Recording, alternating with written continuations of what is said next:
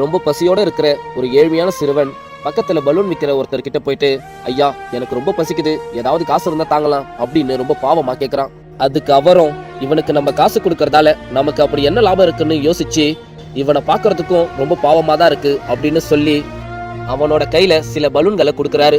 தம்பி, இப்ப நான் கொடுத்த பலூன் எல்லாத்தையும் நீ வித்து எடுத்துட்டு வந்தனா அதுல இருந்து 2 பலூனுடைய காசை நான் உனக்கு கொடுக்கறேன் அப்படின்னு சொல்றாரு. அவனும் அந்த பலூன்களை எடுத்துக்கிட்டு விற்பதற்காக போறான். கொஞ்ச நேரத்திலேயே அந்த பையன் கையில எந்த ஒரு பலூனும் இல்லாம திரும்ப வரத பார்த்துட்டு, பரவாயில்லையே இந்த பையன் இவ்வளவு சீக்கிரத்துல பலூனை வித்துட்டான் அப்படின்னு ஆச்சரியமா பார்த்துட்டு, என்னடா தம்பி எல்லா பலூனையும் வித்துட்டியா, முதல்ல காசை கொடு அப்படின்னு கேக்குறாரு. அதுக்கு அவன் சொல்றான், ஐயா நான் எந்த ஒரு பலூனையும் விக்கலன்னு சொல்றான். இத கேட்ட அவரும், அப்ப நான் கொடுத்த பலூன் எல்லாம் எங்க அப்படின்னு கோபமா கேக்குறாரு. ஐயா, ஒருத்தவர் என்கிட்ட பலூன் வாங்குறதுக்காக வந்தாரு.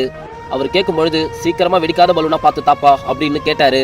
நீங்க என்கிட்ட கொடுத்த பலூன்ல அது எந்த பலூனு எனக்கு தெரியல, அதான் எல்லா பலூனையும் பிடிச்சி அழுத்தி பார்த்தேன், அதுல எல்லா பலூனுமே சீக்கிரமாவே வெடிச்சிடுது.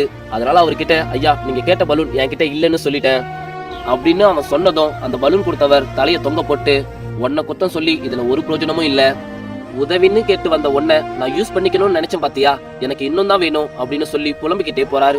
நண்பா, யாராவது உங்ககிட்ட உதவின்னு கேட்டு வந்தா ஒண்ணு அவங்களுக்கு உதவி செய்யறேன்னு சொல்லணும், இல்லைன்னா செய்ய முடியாதுன்னு சொல்லிடணும். அதை விட்டுட்டு அவங்கள யூஸ் பண்ணிக்கலாம்னு நினைச்சீங்கன்னா கடைசியில முட்டை தான் மிஞ்சுன்றதை மறந்துடாதீங்க. இந்த குட்டி ஸ்டோரி பிடிச்சிருந்தா மறக்காம லைக் பண்ணுங்க.